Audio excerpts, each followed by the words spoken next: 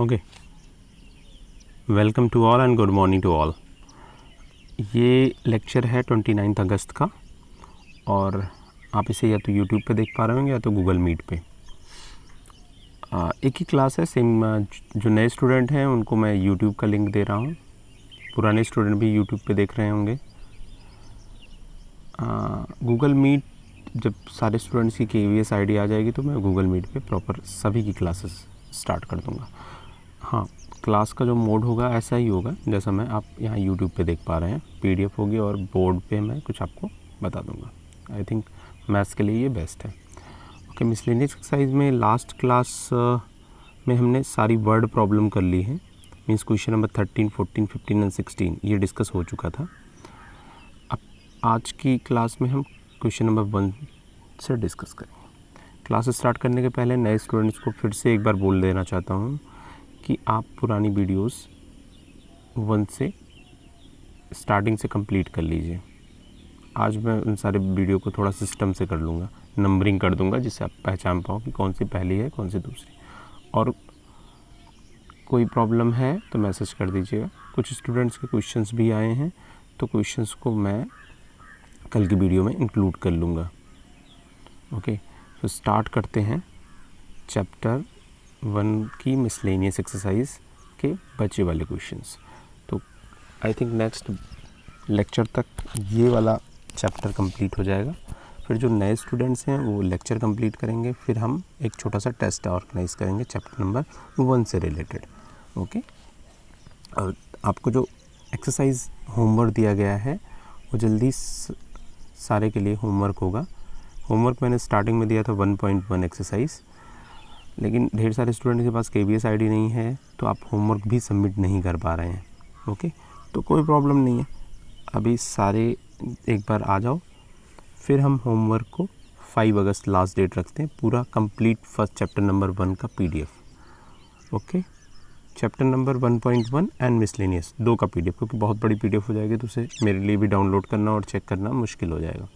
तो chapter number exercise 1.1 and miscellaneous ये 2 exercises का PDF बना के अपलोड करना होगा। कहाँ पे? जहाँ पे मैं आपको असाइनमेंट दूंगा उसी के अगेंस्ट में। तो वेट कर लीजिए थोड़ा सा। गूगल क्लासरूम में मैं असाइनमेंट आज पोस्ट कर दूंगा, जिनके पास है वो पोस्ट कर देंगे, जिनके पास नहीं है, जो गूगल क्लासरूम के पार्ट नहीं है, तो 1-2 दिन में आपकी KVS आईडी आ जाएगी। अपने क्लास टीचर से संपर्क करिए, कॉन्टेक्ट योर क्लास टीचर। तो स्टार्ट करते हैं miscellaneous exercise. First question is यहाँ पे 1 मिनट।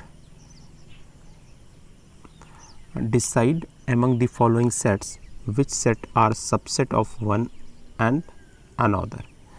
ABCD यहाँ पे 4 सेट्स हैं। इसमें मुझे ये बताना है कि कौन से एक दूसरे के सबसेट हैं। तो पहला A सेट किस फॉर्म में है? ये सेट बिल्डर फॉर्म बोलते हैं। आपको याद होगा अगर आपने स्टार्टिंग की क्लासेस ली होंगी। नहीं है तो कोई प्रॉब्लम नहीं है। This is the beauty of online classes की सारी मैंने रिकॉर्डिंग एक जगह रखी हुई है, तो आप वहाँ से जाके लिंक को क्लिक कर सकते हैं। A x such that x belongs to R and x satisfied x square minus 8x plus 12। That means this is the quadratic equation. आपको क्वाड्रेटिक इक्वेशन सॉल्व करना होगा तो तब ये रोस्टर फॉर्म में आएगा। तो एक्स स्क्वायर माइनस 8x को आपको ब्रेक करना है। तो यहाँ पे 6x, ये सारे अभी तो 10th क्लास पास करके आए हो तो बहुत अच्छे से ये सारी चीज़ें जानते हो। You can break. फर्स्ट से यहाँ पे x कॉमन कर लो, दिस इज़ x माइनस 6, और यहाँ से -2 कॉमन कर लो तो this is again x minus 6। So we have 2 factor and that is x minus 6, x minus 2 and the roots are 2,6। 2,6 is the roots. Which one is the subset of one and other? तो subsets आप जानते हो, subsets होते क्या हैं? उसी का part होता है। तो यहाँ पे देखो 2, 6 और कहाँ पे है? B में है। तो A is a subset of B, ये तो मैंने कर लिया। अब C देखो, C और बड़ा सेट है, C B को भी कंटेन करता है। Then B is the subset of C। ये सबसेट का मैं सिंबल बना रहा हूँ, जो नए स्टूडेंट हैं ध्यान देना। D सबसे छोटा है, केवल उसके पास सिंगल मेंबर है, तो यहाँ पर D को पहले लिख लेना। D is the subset of A। तो subset means right to left. हम राइट साइड में क्या लिखते हैं? बड़ा वाला सेट, छोटा वाला सेट लेफ्ट साइड में। सबसेट की डिफिनीशन तो याद है। ओके, अगर यहाँ पे मेरे रूट्स 1 6 आए होते, सपोज 6 आए हैं बट 1 6 आए होते, तो फिर ये किसी का सबसेट नहीं होता है, क्योंकि 1 किसी में BCD, 1 is not member of BCD।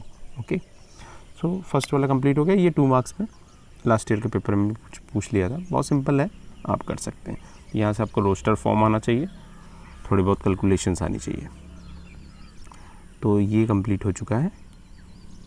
Okay, so second वाला, हाँ कॉपी के लिए बार बार बोल रहे हो, तो कॉपी में सारा ही करना होता है। कॉपी में कोई बार बार, कई स्टूडेंट्स के मैसेज थे, सर कॉपी बताइए। कॉपी में सारा करना होता है, बार बार एक ही मैसेज क्यों कर रहे हो आप? Copy means complete, class work and homework दोनों करना है। हाँ, क्लास वर्क में आप CW लिख सकते हो कि ये क्लास में कराया गया है, HW फॉर होमवर्क साइड में लिख लेना, क्वेश्चन के साइड में। क्वेश्चंस नहीं लिखने होते, सिर्फ आपको सॉल्यूशंस देने होते हैं। अगर आपकी क्लासेस नॉर्मल चलती रहती तो मैं क्वेश्चंस लिखने के लिए ज़रूर बोलता, बट अभी है कि आप आराम से स्टडी आपकी स्टार्ट हो जाए, तो क्वेश्चंस नहीं लिखने हैं, आपको सॉल्यूशंस लिखने हैं। हाँ, सॉल्यूशंस थोड़ा सा डिटेल में ज़रूर लिखना है, ये ध्यान रखना। In each of the following, determine whether the statement is true or false. If true, then prove.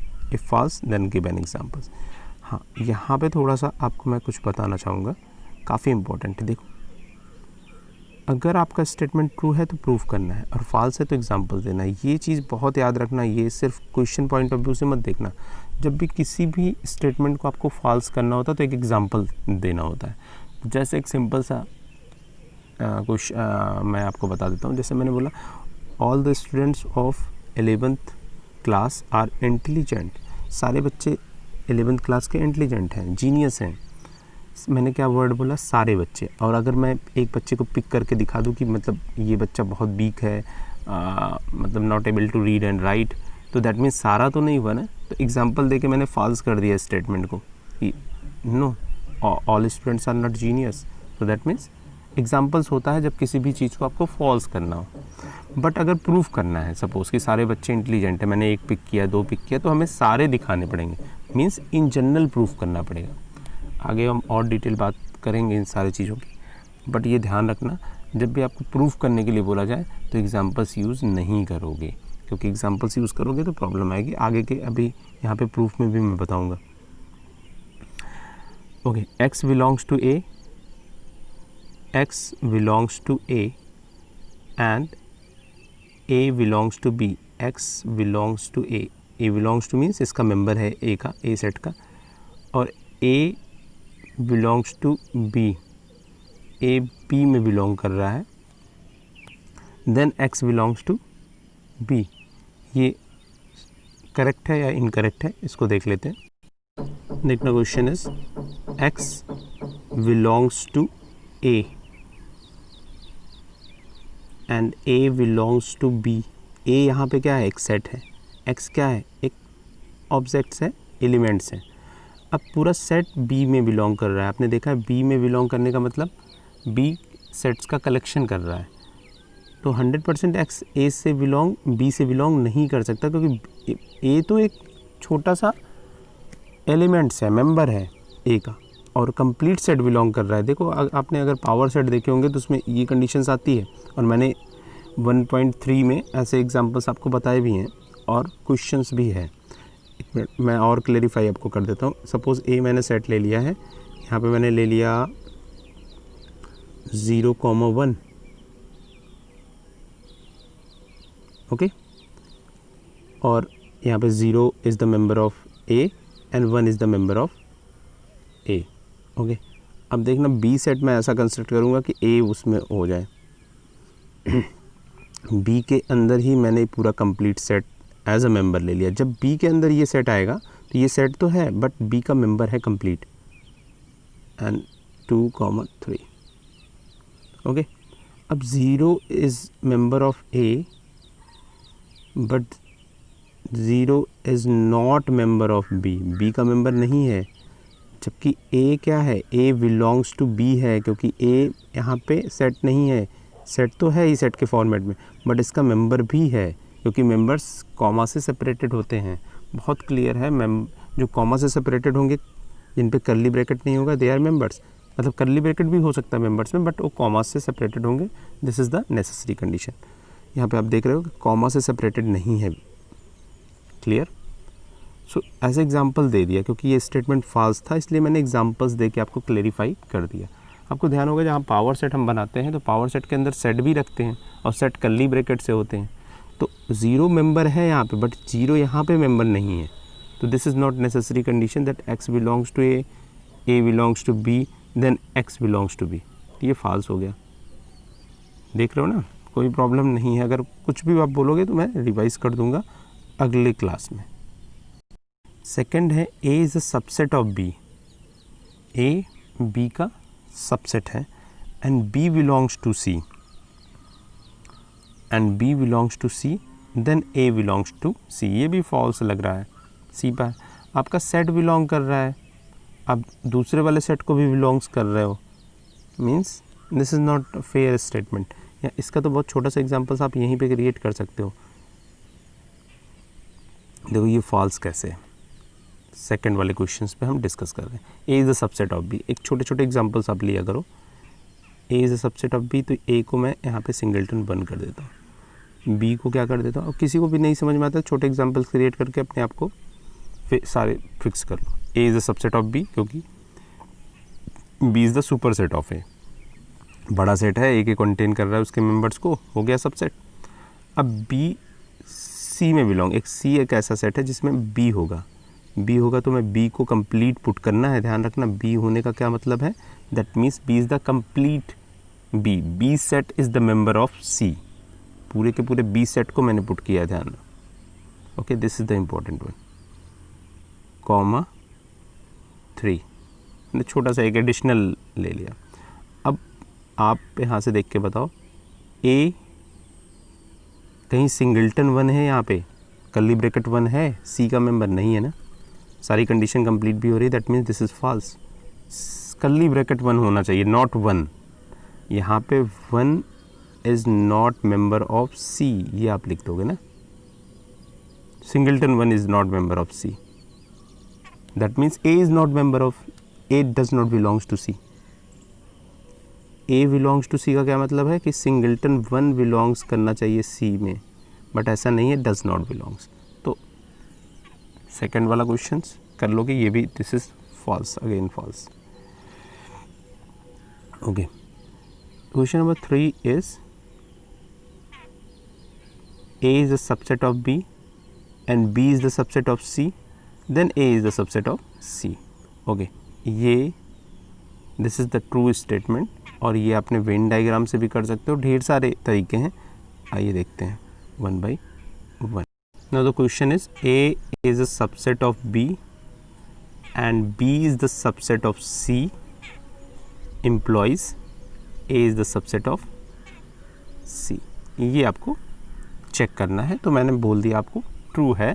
कैसे है दिखाता हूँ। सबसेट की डिफिनीशन पे जाना। अब सबसेट मैंने स्टार्टिंग में जो वीडियोस बनाए हैं वहाँ पे भी होगा। If x belongs to a implies x belongs to b। अगर x मीन्स इन जनरल कोई सा मेंबर है, जैसे मैं बोल दूँ आपको एक स्टूडेंट को पिक करूँ और दिखा दूँ, रैंडमली पिक करें। Random means without any preparation, मैंने रैंडमली गया और एक स्टूडेंट को पिक कर लिया और बोला कि this is the student of KVN. So if this student is a part of KVN, randomly selection, so all the student will be the part of KVN. मैंने प्रूफ कर दिया सारी प्रॉपर्टी। तो यहाँ पे x क्या है, एक जनरल रिप्रेजेंटेशन है। If x belongs to a, x a को बिलोंग कर रहा है और ये इम्प्लॉइज करता है, इसकी हेल्प से मैं बोल सकता हूँ x बिलोंग्स टू b। क्यों? क्योंकि a is the subset of b। This is the definition of subset. अब सबसेट की डिफिनीशन में यही पढ़ा है, सारे मेंबर्स a के b में होने चाहिए, वाइसी वर्सा नहीं है यहाँ पे स्टेटमेंट। और b कहाँ पे है, c में है, तो x कहाँ पे चला गया, x c में भी होगा क्योंकि उसी का सबसेट है। देखो सारे लॉजिकल हैं। a सबसेट ऑफ b था तो x belongs to a, x b में हो गया। b c का सबसेट था तो ये सेम x कहाँ पे आ गया, c का। तो अब फर्स्ट स्टार्टिंग का देखना, x belongs to a implies x belongs to c, that means a is a subset of c। ऐसे ही प्रूव करना, और ये काफ़ी इंपॉर्टेंट है। लिखने का जो स्टाइल है आप ज़रूर देख लें, एक बार प्रैक्टिस कर लें, क्योंकि ये आने वाले क्वेश्चंस में इंपॉर्टेंट है। और यहाँ से 4 मार्क्स का एक क्वेश्चन आता है जो हर साल स्टूडेंट्स को प्रॉब्लम क्रिएट करता है, क्योंकि आप जो थीम है क्वेश्चंस की वो नहीं समझ पा रहे हो, तो प्रूफ करने में ये काफ़ी हेल्पफुल है। अब मैंने यही वेन डायग्राम से कैसे करना है देख लेते हैं। वेन डायग्राम में क्या है, एक सर्कल है जो एक सेट को रिप्रेजेंट करता है। A is a subset of B, that means A smaller circle होगा और बी बड़ा वाला सर्कल होगा, बी बड़ा सर्कल है, और बी सी में कंटेन है, means C is the again bigger one, C बड़ा सर्कल। अब यहाँ से आप जस्टिफाई कर सकते हो, then A is also subset of C, very clear it is. So when diagram भी है, बट जो मैंने एल्जेब्रिक फॉर्म में बताया है वो ज़रूर याद रखना, क्योंकि सबसेट की डिफिनीशंस मैंने बताई थी, अगर आपने ध्यान से नोट की होगी। तो A is a subset of B means all the members, means X belongs to A implies X belongs to B. ध्यान रखना यहाँ पे सीक्वेंस है, सारे मेंबर्स ए के बी में होने चाहिए, इसका ये रिप्रेजेंटेशन का स्टाइल है। Okay, next one is question number 3 complete कर लिया है, सेकंड का थर्ड वाला part. 5th 6th and 4th है, if x is not subset of b and b not subset of c then a not subset of c। Same है third वाले statement में, और यहाँ पे निगेशन है। सो इस स्टेटमेंट को भी मैं एक बार वेरीफाई कर लेता हूँ, it is whether it is false or true. Okay, now question is a is not subset of b। तो a को हम ऐसा सेट बना दें कि कुछ मेंबर्स डिफ़र कर जाएं, तो मैंने 0 1 ले लिया। छोटे छोटे एग्जांपल्स लेंगे, आपको आसानी होगी, बड़े भी ले सकते हैं आप। और इसका सबसेट नहीं है, तो मतलब यहाँ पे मैंने 1 तो पुट किया, 1 2 3 कर दिया। अब देखो ये इसका सबसेट नहीं है, क्यों? क्योंकि 0 is not member of a। तो यहाँ पे मैंने जो बनाया हुआ है a is not subset of b, clear कर लिया। अब आपको c ऐसा कंस्ट्रक्शन लेनी है एग्जांपल्स में कि c भी उसका सबसेट ना हो। अब कुछ स्टूडेंट बोल रहे होंगे सर अगर मैं ऐसा एग्जांपल्स बना दूं जिससे ये वेरीफाई हो जाए, तो फिर से मैं बोल रहा हूँ एग्जांपल्स आपको कब देने हैं, जब फॉल्स स्टेटमेंट है। वेरिफिकेशन के लिए, ट्रू स्टेटमेंट बनाने के लिए आपको इन जनरल सारे सेट के लिए प्रूफ करना पड़ेगा। देख रहे हैं ना वहाँ पे, क्योंकि ऐसे एग्जांपल्स तो होंगे ही, एक एग्जांपल 2 एग्जांपल तो सारे का होगा। अभी मैं बताता हूँ, पहले ये क्लियर कंफर्म कर लेता हूँ आपको। सी है, सी सेट को मैंने यहाँ पे कंस्ट्रक्ट किया। अब B is not subset of C form करना है, ये सब गिवन है, मुझे बनाना नहीं है, दिस इज़ गिवन। ओके, सो यहाँ पे है 0 1 5 एंड 6। ओके, सो आप क्लियर देख रहे हैं, B और C में ध्यान से देखिए, 2 and 3 मिसिंग है, that means B is not subset of C। ये गिवन है, मैंने एग्जांपल्स लेके बस, ये तो गिवन था A is subset of B and B is not subset of C, these 2 are given. इनकी हेल्प से आपको बताना है is it right to say that A is not subset of C, क्या ऐसा होगा, बस ये बताना था। अब यहाँ पे मैंने एग्जांपल्स ही ऐसा सेलेक्ट कर लिया, देखना ध्यान से, मैंने पहले से 0 1 यहाँ पे पुट कर दिए, तो it is clear that A is a subset of C, so the given statement is false. देख लो ए और सी में मैंने इसलिए इसको यहाँ पे ए और सी में कनेक्शन है, 0 भी है यहाँ पे, 0 भी है 1 भी है, that means A is the subset of C, और सारी कंडीशन भी कंप्लीट हो रही है। A is not subset of B and B is not subset of C doesn't imply A is not subset of C. Okay, so statement is false and these are the example, you can create your own examples, I think it's much better. Okay, अपने examples create करिए, ऐसा possibility तो हो ही सकती है। एक simple से examples ले लो, ए इसका फ्रेंड है, ए बी का फ्रेंड नहीं है और बी सी का फ्रेंड नहीं है, तो ऐसा नहीं हो सकता कि ए और सी भी आपस में फ्रेंड ना हो, मे बी। तो वैसे ही सबसेट के केस में उसका पार्ट है, ये इसका पार्ट है, बट ऐसा हो सकता है कि दोनों आपस में कनेक्टेड ना हो। तो आई थिंक आपको समझ में आ गया होगा, नहीं आता है तो कमेंट सेक्शन में ज़रूर लिखिए अपनी प्रॉब्लम्स। क्वेश्चन नंबर 5 and 6 यहाँ पे देखिएगा, x belongs to A, x is not subset of B, then X belongs to B। देख लेते हैं सारे स्टेटमेंट को, जो भी है हम देखेंगे। ओके, तो आप ये देखना ऐसा है, कुछ X belongs to A है, A is not subset of B है, तो whether this is correct statement or not, A is not subset of B, then X belongs to B। ऐसा होगा या नहीं होगा ये चेक कर, आप देख के समझ गए होगे दिस इज़ फॉल्स। अब एग्जांपल्स ले लेते हैं सिंपल। ए को मैंने फॉर्म कर दिया है 1, 2 and 3। ओके, नॉट सबसेट दिखाना है तो बी के मेंबर्स इससे थोड़े डिफरेंट कर ले आप। बी के मेंबर हो गए 5, 6 and 7। 1 देखो, ये A is not subset of B, कोई कनेक्शन ही नहीं। 1 belongs to A but 1 does not belongs to B. सो आप कुछ सोच रहे होगे कि सर मैं ऐसा एग्जांपल यहाँ पे 1 बना दूँ तब भी तो सबसेट नहीं होगा, बट 1 बिलोंग कर रहा है। यहाँ पे जो x बिलोंग्स टू a का मतलब है सारे मेंबर्स की बात हो रही है, किसी भी रैंडमली 2 पिक कर ले, 3 पिक कर ले, किसी को पिक करके दिखाना है। और मैंने पहले भी बोला आप ट्रू के लिए एग्जांपल्स नहीं दोगे, ट्रू स्टेटमेंट को ट्रू आपको प्रूफ करना है, जो भी करेक्ट स्टेटमेंट है। फॉल्स के लिए मैं एग्जांपल्स बना रहा हूँ, मैंने बोला एक ही एग्जांपल्स काफ़ी है प्रूफ करने के लिए कि all the students are not genius. एक स्टूडेंट को मैंने पिक करके कुछ प्रूफ कर दिया। सो ओके, नेक्स्ट के लिए मूव करते हैं। लास्ट वाला पार्ट देखना, और ये पार्ट मैं आपके लिए होमवर्क दे देता हूँ। A is a subset of B, X not belongs to B, then X not belongs to A. बहुत सिंपल है, वेन डायग्राम से भी आप समझा सकते हो, बट बेटर होगा, मेरा सजेशन होगा कि आप अलजेब्रिक फॉर्म में करो, यहाँ पे एक्स बिलोंग्स करके लेते हैं।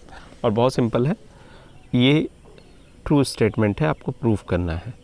तो इसका क्वेश्चन नंबर 2 का 6 वाला पार्ट, क्योंकि काफ़ी देर से मैं ही कर रहा हूँ, ये आपको करना है। क्लियर? और जब स्टार्ट हो जाएंगी सारे की गूगल क्लास, तो आपको कैमरा ऑन करके जो मैं बोलूँगा पूछूँगा तो उससे बताना भी है। क्लियर? थर्ड वाले स्टेटमेंट पे आ जाइए आप, थर्ड क्वेश्चन पे आ जाइए, not statement. Let A B C be the set such that A union B is equal to A union C and A intersection B is equal to A intersection C, then show that B is equal to C। ये हमें proof करना है। Okay, question number 3 is interesting one, काफ़ी interesting question है, ये ध्यान रखिएगा आप। क्वेश्चन क्या है? A B C are 3 sets and their union with A union B is equal to A union C। ये इक्वल है, और इनका intersection A intersection B and A intersection C ये इक्वल है। ये दो गिवन हैं, these are the given informations. Okay, if this is given then इनकी हेल्प से हमें शो करना है कि B और C सेट डिफरेंट नहीं है, they are equal. Okay, proof करने के लिए मैंने पहले भी बोला है आप एल्जेब्रिक हेल्प लोगे, एल्जेब्रिक फॉर्म की हेल्प लोगे, वहाँ से हम इसको बहुत अच्छे से क्लेरिफाई कर देते हैं। ओके, और एक छोटा सा अभी यहीं पे मैं आपको इन्फॉर्मेशन बता देना चाहता हूँ। अगर तो 2 sets are equal, B and equal to C, इसका ये भी मीनिंग होता है कि B is the subset of C and C is the subset of B। Subset and equal, not. Okay, इस टाइप का साइन हम, अगर मैं बोलूँ कि B students B set C में कंटेन है और C सेट A में कंटेन है, दैट मीन्स दोनों डिफरेंट नहीं है, दोनों एक ही सेट है, that means they are equal. ये एक मीनिंग होती है, ये ध्यान रखना। अभी इस वाले क्वेश्चन में तो मैं, लेकिन आगे के क्वेश्चंस को प्रूफ करने के लिए ये इन्फॉर्मेशंस काफ़ी हेल्पफुल होगी आपके लिए। चीज़ें नोट करते जाइए आप, जो भी आपको बताई जा रही हैं, काफ़ी इम्पोर्टेंट वन। ओके, हमें क्या करना है? To show B is equal to C। जब भी इक्वल करना है, मैंने बताया एक दूसरे में कंटेन करना पड़ेगा। तो सबसे पहला है मेरा x बिलोंग्स टू B, ये क्वेश्चन की स्टार्टिंग है, एक जगह से आपको स्टार्ट करना है। x बिलोंग्स टू B, यहाँ से मैं स्टार्ट कर रहा हूँ। ये काफ़ी क्वेश्चन इंपॉर्टेंट है, ध्यान से देखना, नहीं समझ में आएगा मैं रिवाइज भी करूँगा अभी। x बिलोंग्स टू B और एक इन्फॉर्मेशन दी गई है, तो x अगर B में है तो x A यूनियन B में भी होगा। सिंपल है, this is A set and this is B set. मैंने बोला x B में है, और यूनियन का मतलब तो दोनों कंप्लीट हो गए ना, तो बहुत बड़ा एरिया। जैसे मैं किसी को बोलूँ कि ये दिल्ली में है, तो दैट मीन्स इंडिया में भी होगा ना, ऑफ कोर्स। तो वही है, x belongs to B x belongs to A union B। Okay, अब A यूनियन B यहाँ पे गिवन क्या था, A union B is equal to A union C। तो यहाँ पे हम रिप्लेस करते हैं, that means x belongs to A union C also. और यहाँ पे क्या होता है, अगर x A यूनियन C का मेंबर है, दैट मीन्स x A में होगा और x C में होगा। यही तो मतलब हो गया यूनियन का।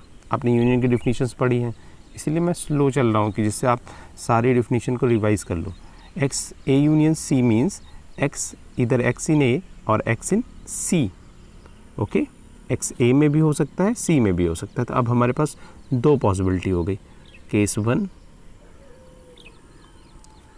x इन A है और एक केस 2 बनाएंगे। यहाँ पे केस 1 ले रहा हूँ, अभी डिस्कस करेंगे केस 2 को, जहाँ पे x को C में लेंगे। देखते हैं क्या क्या डिफरेंस होता है, कैसे हम उसको प्रूफ करेंगे। हमारा टारगेट है b को c के इक्वल दिखाना।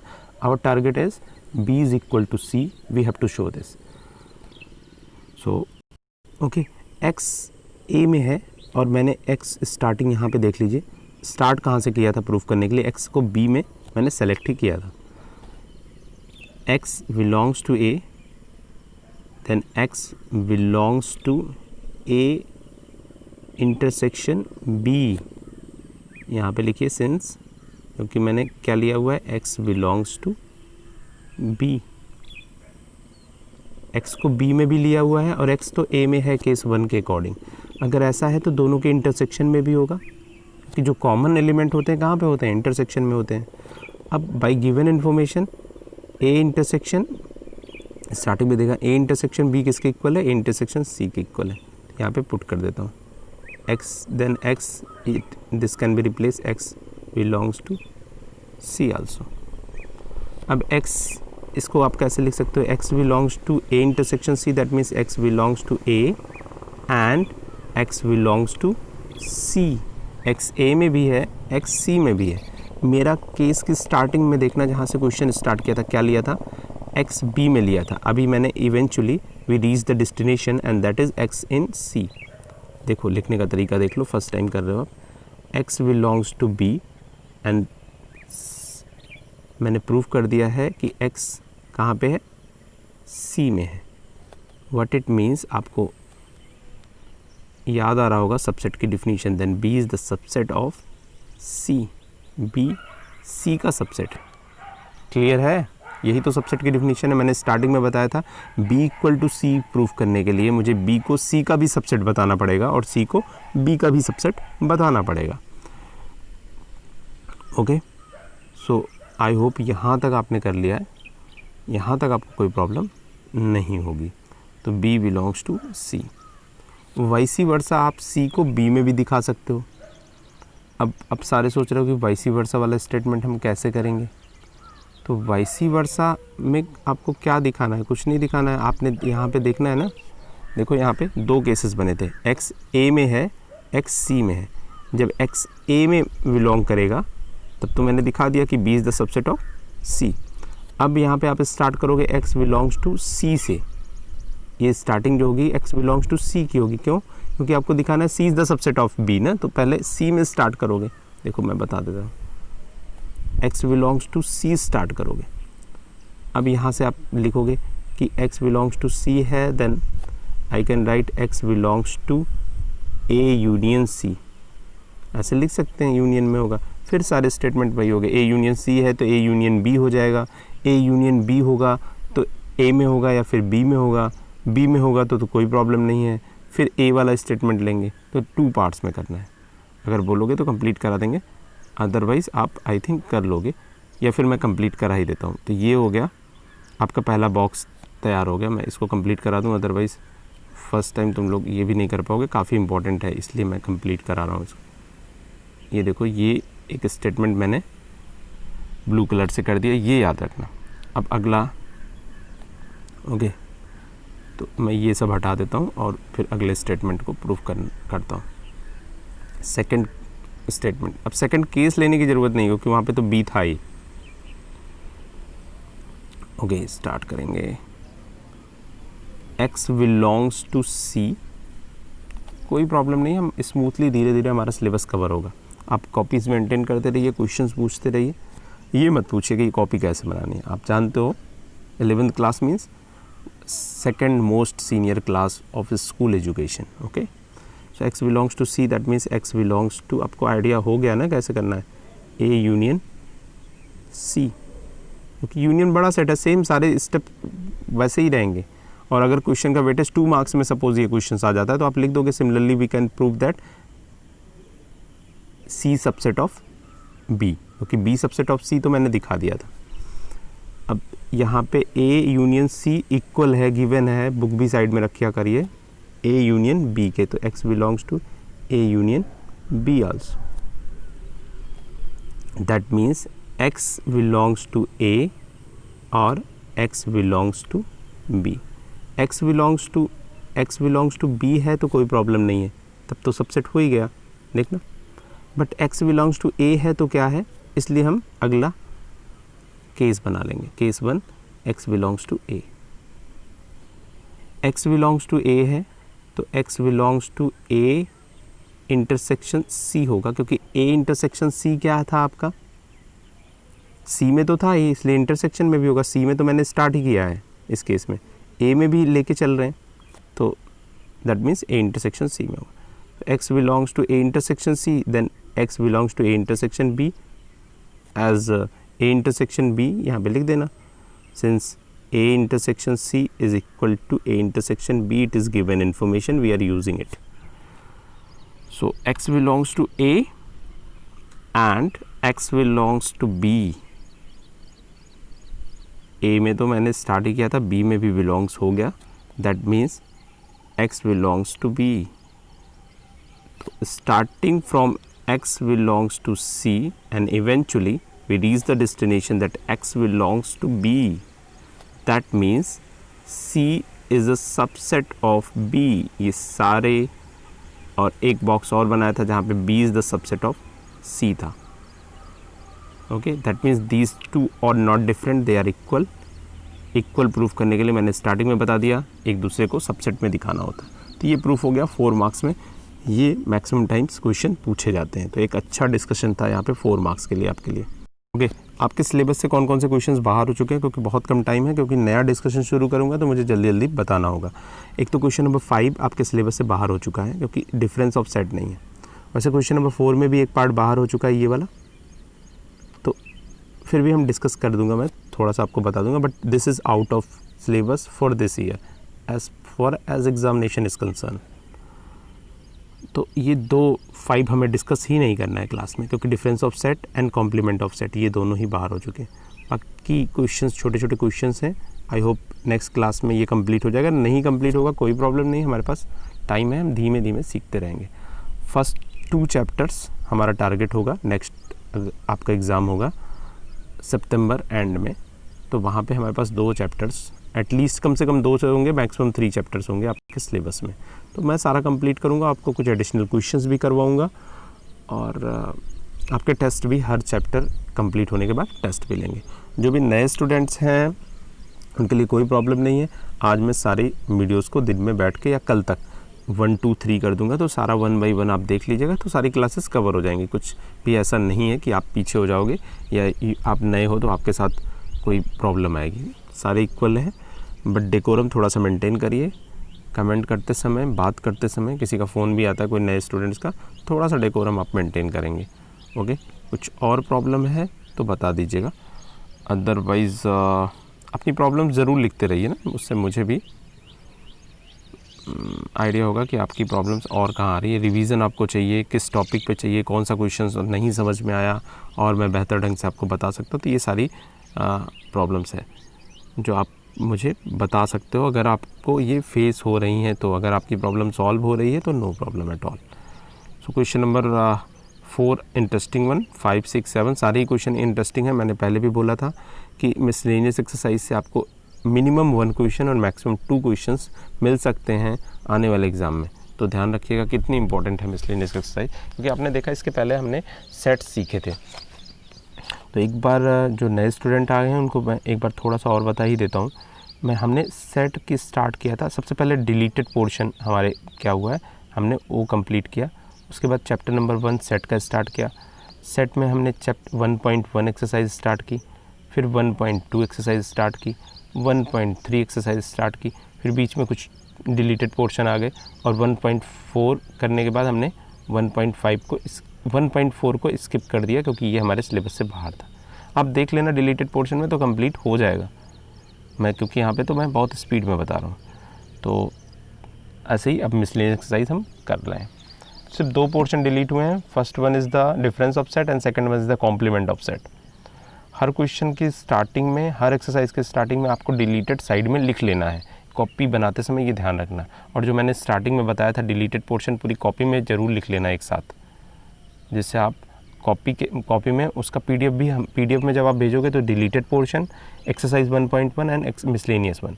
अभी मैं टाइम दे दे रहा हूँ, सारे पीडीएफ एक साथ ही भेजना, और जब मैं कमेंट आपको असाइन करूँगा तब उसी के अगेंस्ट में आपको पीडीएफ अपलोड करनी होती है। इमेज नहीं चलेगा, आपको पीडीएफ ही अपलोड करनी होगी। Okay, so I think thanks to all, मिलते हैं नेक्स्ट क्लास में।